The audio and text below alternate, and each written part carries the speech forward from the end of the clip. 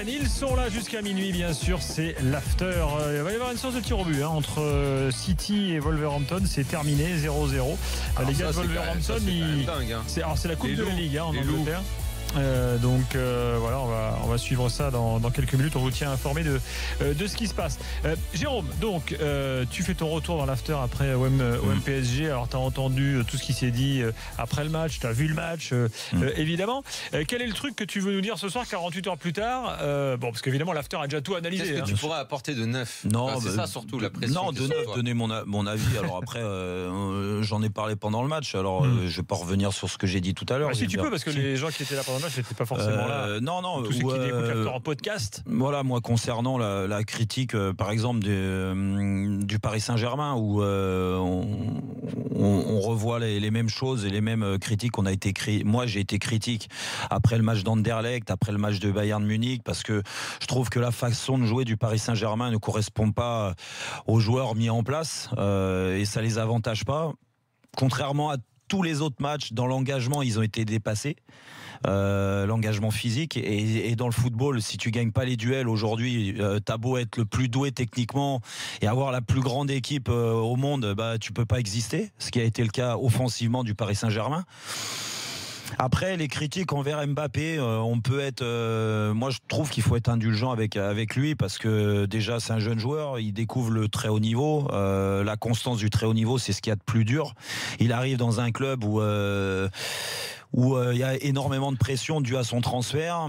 Il a montré beaucoup de choses intéressantes depuis qu'il est arrivé. Il a été souvent décisif. Sur ce match-là, malheureusement, il n'a pas existé parce que lui aussi, physiquement, il s'est fait marcher dessus et puis il n'a pas eu les bons choix.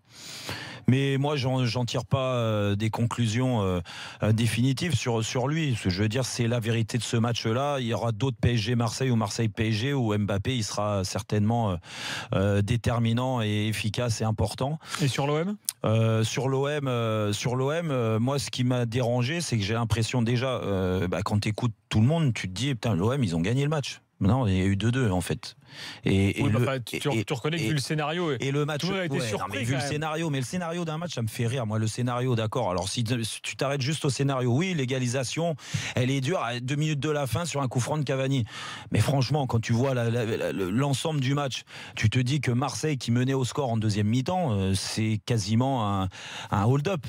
Ils n'ont pas frappé au but de la 38e minute à la 78e minute. L'erreur de Rabiot, il a fallu une erreur de relance de Rabiot pour qu'il y ait un but de Thauvin. Derrière, oui, il y a une occasion de 3-1 de Bounassar parce que Paris se découvre un petit peu. Mais sinon, pour une équipe qui joue à domicile, je veux bien. Ils ont été au taquet et moi je les félicite au niveau de l'engagement, de l'envie de faire mal à l'adversaire, tactiquement, défensivement, ils ont été cohérents. Je pense que plus ça les a aidés parce que il manquait un peu de pep chez Mbappé et chez Neymar, contrairement à d'habitude, même si Neymar a pas été si nul qu'on l'a présenté. Après, offensivement, c'est quand même très pauvre ce que Marseille nous propose. Non, je suis désolé quoi. Quand tu passes 40 minutes pratiquement entre la fin de la première mi-temps et la fin de la deuxième mi-temps à pas frapper au but au stade Vélodrome dans un stade de folie. Écoute, franchement, moi j'ai trouvé ça incroyable de dire Marseille a fait un super match, même les joueurs eux-mêmes à Marseille, oui, dans l'engagement, ils ont répondu présent, mais quand parce même. qu'ils s'attendaient peut-être à se prendre une branlée. Quand un joueur offensif, Dimitri Payet, tu crois que même si 2-2, c'est bien, il pensait prendre une branlée, même s'il le pensait pas personnellement, parce que quand tu commences le match, tu as envie de battre le Paris Saint-Germain.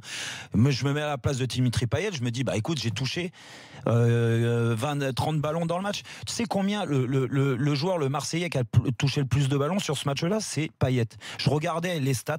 Les 7 premiers joueurs de champ qui ont touché le plus de ballons, c'est que des Parisiens. Donc ça veut dire que Marseille a couru à côté du ballon. Ils ont un joueur de classe, mais ça on le sait, et il l'a montré, c'est Gustavo au milieu de terrain. Ouais, lui techniquement, je pense que Gustavo au Paris Saint-Germain, il ferait énormément de bien dans le milieu de terrain. Maintenant, à part Gustavo et cet engagement, je te dis, de folie, franchement, je reste sur ma faim du côté de l'Olympique de Marseille. Et que le match nul en lui-même, il est normal. Et c'est pour ça que, pour finir, l'acte fondateur, souvent on dit, et j'ai entendu aussi les critiques dire ouais, ils vont se servir de ce match, l'Olympique de Marseille, pour les autres. Mais il faut pas se leurrer.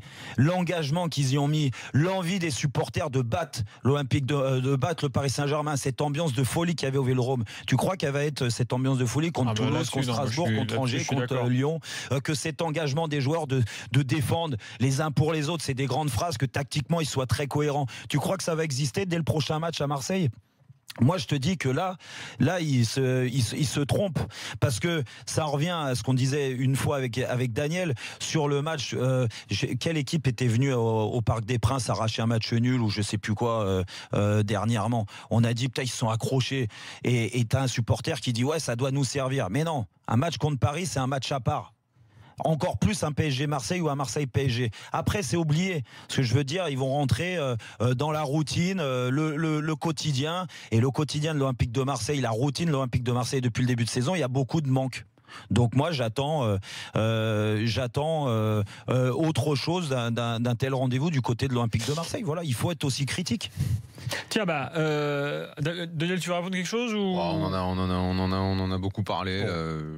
Juste quand même un truc moi sur lequel je voulais vous faire réagir. Tu en as beaucoup parlé. Oui, ça fait 2 afters déjà qui. Mais dans la préparation du match, les Parisiens se sont peut-être quand même trompés en essayant de minimiser un petit peu l'événement et en faisant un truc. Les joueurs qui disaient oui, bon. Non, mais c'est sûr que Daniel Alves qui dit je connais pas les joueurs. Non, mais c'est sûr que dans la communication et même l'après-match avec Mbappé, encore une fois, il faut être indulgent par rapport. Il a fait une erreur de dire. Non, en fait, mais sur ce que dit Jérôme, que les Parisiens se soient trompés dans l'avant, dans le pendant et dans l'après, ok. Mais c'est pas parce qu'on dit ça avec parfois pas mal d'excès, parce que dès qu'il y a le PSG dans une discussion, c'est tout de suite très excessif dans l'exigence qu'on a par rapport à eux et l'exigence qu'on a par rapport au PSG. Elle me dérange pas complètement. Forcément, quand tu as un Neymar à qui tu donnes autant d'argent et que tu as payé aussi cher, t'as pas envie qu'il se fasse, qu'il tombe dans le piège de la provoque comme dimanche. T'as envie qu'il soit bon. T'as envie, t'as envie d'être exigeant tout le temps avec ce joueur-là, même s'il a le droit de temps en temps avoir quelques failles. Mais une fois que t'as émis toutes les critiques justifiées qu'il y avait à émettre sur le PSG, ça veut pas dire que, en gros, c'est pile et face, et tu retournes de l'autre côté, et bim, l'OM devient une équipe fantastique, l'OM aurait dû gagner le match, l'OM a super bien joué et tout. Non, ça c'est excessif aussi. Dire ils étaient à 2 doigts de l'exploit, et le machin, et les unes des journaux. Enfin, restons sérieux, on parlait pas de... Si un jour, j'en sais rien, moi, Guingamp, comme ils l'ont fait l'année dernière, bat le PSG, on fait quoi? Des sacrifices humains place de la Concorde? Mais tu vois, à un moment, ça reste l'OM. L'OM, c'est quand même une grosse. Ils peuvent pas. L'OM peut pas se comporter en petit poussé comme ça en permanence. Genre on est petit. Avoir fait match nul, c'est formidable. On a failli les battre. Ouais. En ayant fait 2 tirs sur la seconde période ou 3. On peut comprendre leur enthousiasme. Je comprends, mais logique. Du recul aussi. Quand on critique à juste titre ce qu'a fait le PSG, je l'ai dit, on l'a tous dit. Tu vois, on peut pas être taxé d'être subjectif. Je l'ai dit, moi, dans l'avant, le pendant et l'après, il n'y a pas grand-chose qui m'a plu dans ce qu'a fait le PSG, vraiment pas. Mais de l'autre côté, qu'est-ce qu'ils ont fait? Ils ont mis l'état d'esprit. Ce que je dis toujours, c'est que c'est quand même le minimum, et surtout pour un match pareil, et surtout quand t'es l'OM contre le PSG, à l'inverse de ce qu'ils avaient fait ces derniers temps, et notamment quand ils ont pris le 5-1 et même quand ils avaient fait le 0-0 avec le bus, où j'avais trouvé que pour le coup là ça m'avait pas plu du tout, cette façon-là de faire le nul. Elle m'a beaucoup plus plu dimanche. Oui, j'ai aimé la détermination, la volonté de faire le pressing dans la première demi-heure. Ok, après on s'est replié et tout, mais allez, stop les gars. Le seul enseignement que t'en tires si t'es Rudy Garcia, c'est quoi? Ouais, si on a un bon état d'esprit ouais, ok, le bon état d'esprit, très bien, mais c'est pas avec l'état d'esprit que tu progresses au football. L'état d'esprit, c'est la base. Non, mais après c'est le jeu. Alors peut-être que contre le PSG tu peux pas jouer, et tu vois, mais va pas non plus te glorifier de façon excessive dans l'autre sens. Simone Rovera. Voilà, où est-il, Simone? Il arrive dans quelques instants. En tout cas, ça fait beaucoup réagir sur Twitter. PSG, mais je vous lis quelques tweets dans quelques instants. On se retrouve avec Simone tout de suite. Je vous rappelle que quand Montpellier se qualifie pour les 8e de Coupe de la Ligue, actuellement la séance de tir au but entre Manchester City et Wolverhampton. Wolverhampton a raté 2 tirs au but sur 3 et City en a réussi 3 sur 3. Donc ils sont quand même très bien partis pour se qualifier, les joueurs de City. À tout de suite.